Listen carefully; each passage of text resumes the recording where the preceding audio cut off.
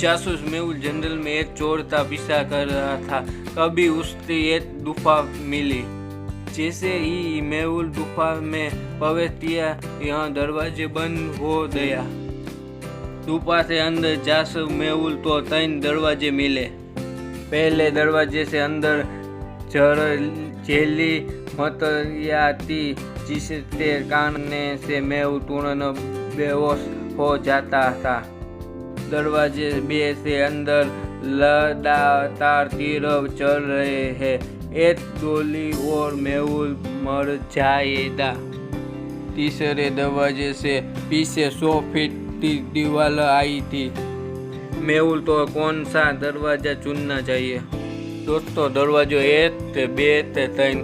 दोस्तों कमेंट में बता देना, लाइक कर देना, सब्सक्राइब कर देना। दरवाजे 2 से अंदर ते तीरंदो किसी के सिर की ऊंचाई पर गोली मार दी जा रही है।